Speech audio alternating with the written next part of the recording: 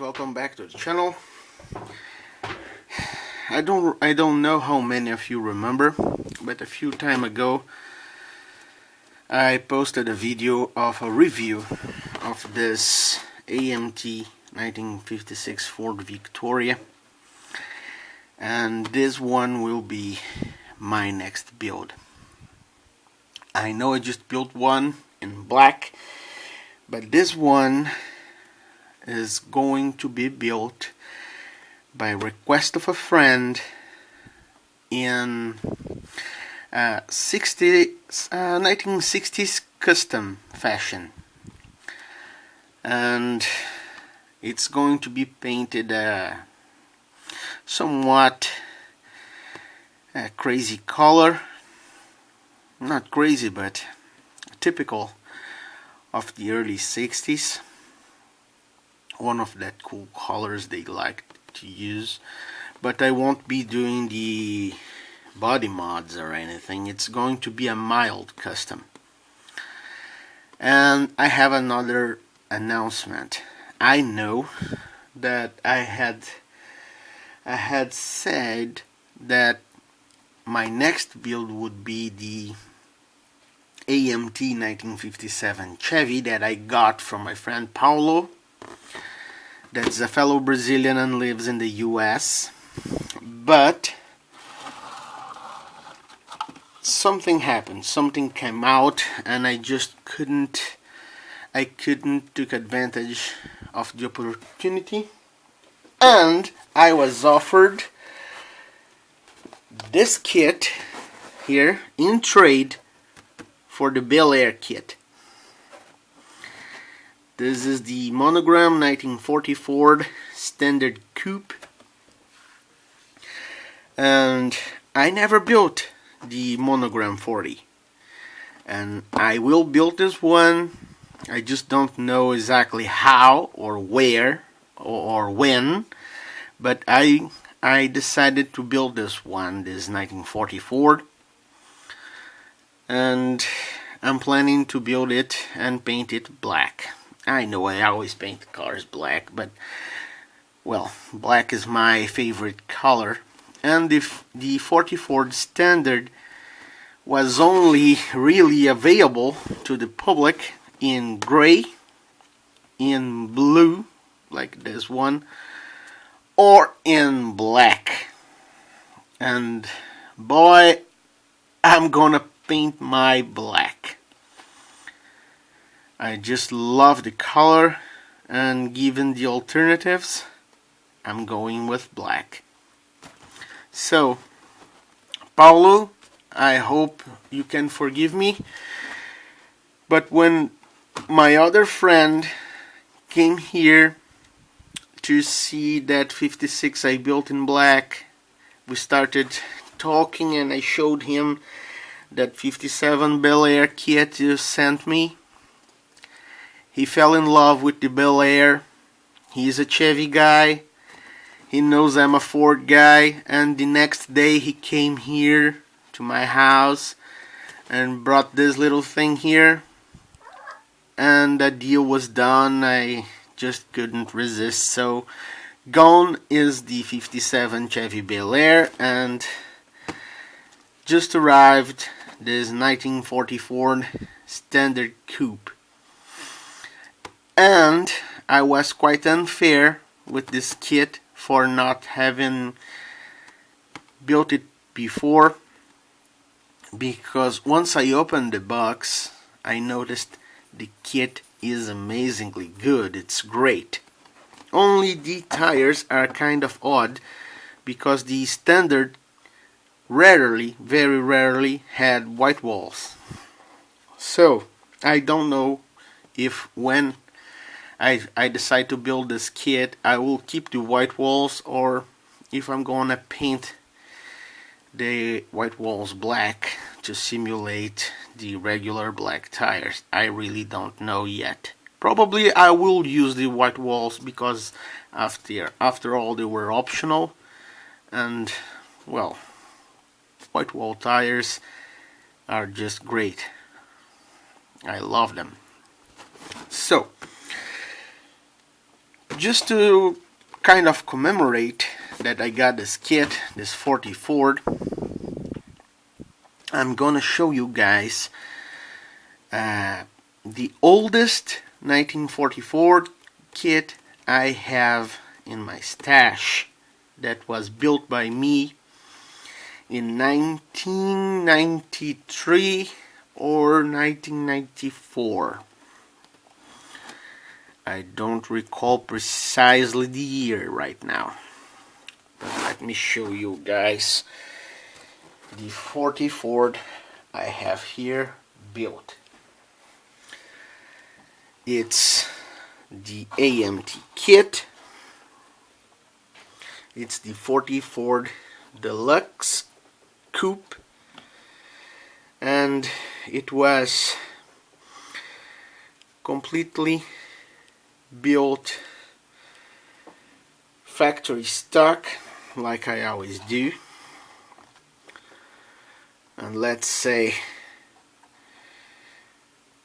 there are a few minor deviations from what a purist would call 100% factory stock, like the spotlight and this little accessory mirror right here, and also the white interior, as back when I built this kit I didn't have internet, and the more I tried, the less I could get an actual brochure or a magazine article on a bone stock 40 Ford, so I did what I thought best. I knew the dash was a dual color just by seeing a restored car, and back in the early 90s the restorations were not as nice and as accurate as they are now, so much of those cars had different details, and that of course took a toll on the way I built this little model back in the early 90s. The paint job was done with a spray can paint of Color Gene brand. It's a Sherwin-Williams paint manufacturer here in Brazil. It's a household paint. Back when I built this, their spray paints were actually of way better quality than they are now. So I could depend entirely on Color Gene paints to paint my bodies, what was incredibly practical because there were no airbrush to clean and the paints were cheap, much to the contrary of what happens today with Tamiya paints. And well, things were good, and somewhere during the late 90s and early 2000s they changed the formula and the paint turned it into crap, practically useless for modeling. Other details about this car: it was one of my first spray painted cars. I first started spray painting about 1991 with a Chevy Impala that I still have. I'll have to do a video on that Impala. And this car, I don't know, it's about the 8th or 9th car I spray painted. It was the first one I spray painted black, and I hoped it had turned out a little better. It has some little issues.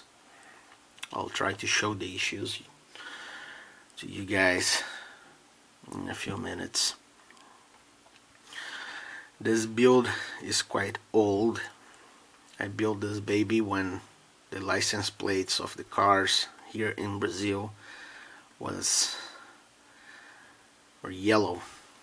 I think those I cut from a magazine, these license plates. And I'll try to show you the defects this car has. If you look here on the trunk, you'll see some defects, some textures. Like there you can see one by the emblem, by the V8 emblem there.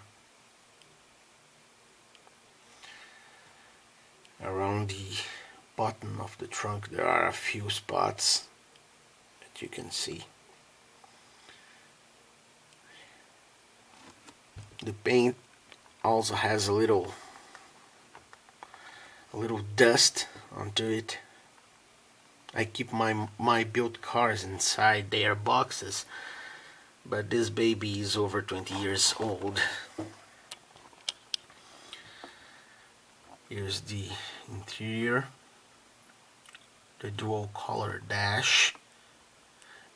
That is not exactly correct. It's not all in the factory colors, but I did copy a restored car that was exactly this way, with these colors on the dash and with a white interior, and that car was not quite right. So with no internet access, well, I did my best. Another thing I did with this model, and that I regret now, is to use sanding paper to replicate the running boards. Bad mood. That was bad. This way I completely eliminated the texture of the rubber texture that the running board should have had. And well, another little detail I regret. You can also see on the paint side that here on the top of the fender is a little rogue. Also there are some problems on the hood that if you look closely you'll see here kind of a map, and this is nothing more than the place you should cut the hood so the blower of the dragster version will pop out. I didn't quite sand the hood properly, and this little defect on the plastic ended up showing on the paint. So this is another thing it's very important to do, because every single defect you have on the plastic will show on the paint, no matter how careful you are on your paint job. So the time you spend preparing the body, sanding mold lines, and eliminating defects like this is time well spent, because your final paint job will result a lot better.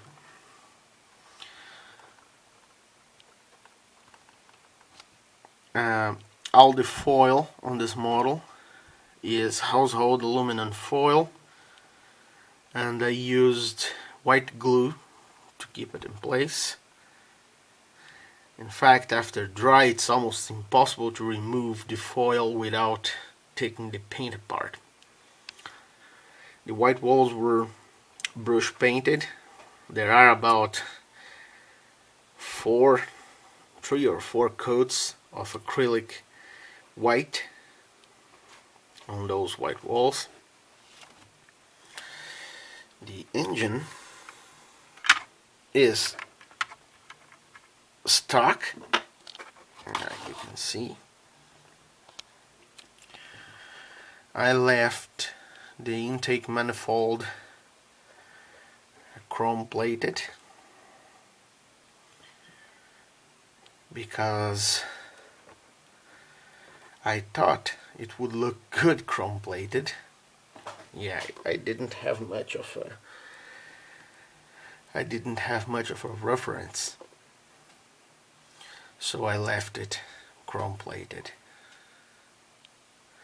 Another thing I did to this model, and this is a very early kit that I got back in 1993 or 94, very early kit, and it had the option for you to use dual exhaust, and that's exactly what I did. I did the frame with dual exhaust.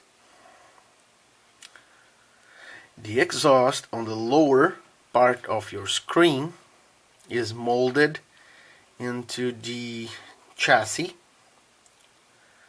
and was just detail painted with silver, and the exhaust on the upper part is separated, is in fact 1, 2, 3 parts that were glued to the frame. The front axle is the chrome plated, as it was chrome plated on the kit, and the kit I got only came with this one. It was missing the not chromed axle that later I discovered this one was a dropped axle, so the front end of the car sits a little lower than what it should, as you can see. At the time I got this kit open, it was a very old kit, and other than the missing stock axle, the kit was pretty complete, had nothing missing, so I can't really complain, especially considering what I paid for it at the time. 1994 or 1993, I was in high school and didn't have much money. Most of my kits were bought used.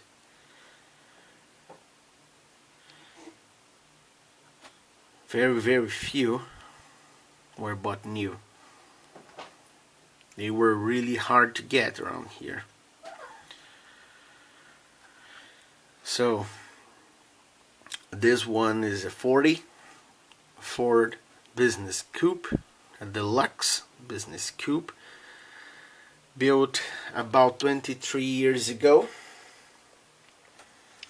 It's holding up quite nicely, and I just showed to you because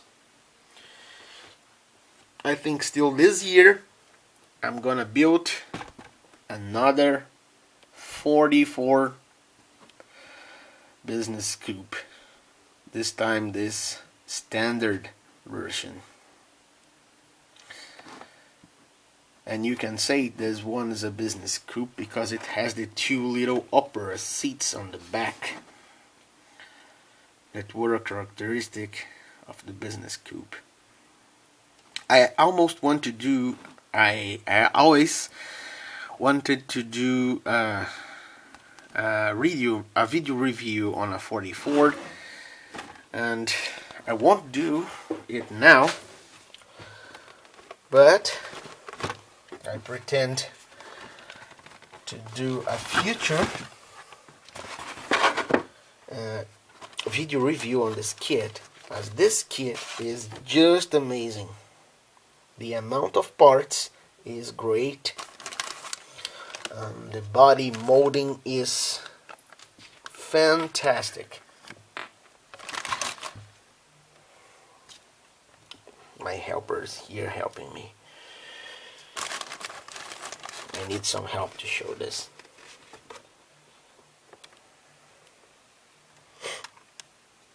Okay.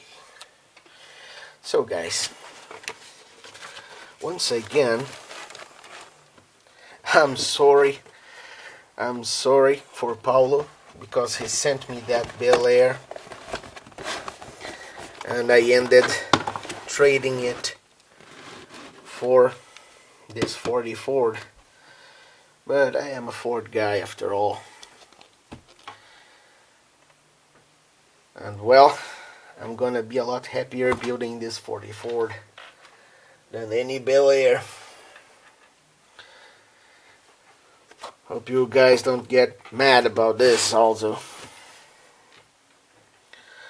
Well, gentlemen, thank you very much for watching. Me and my helper, Miss Svetlana here. Thank you for your patience.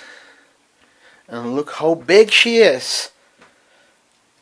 And she's eating my diorama. No, no! No, girl. Thanks for watching, guys.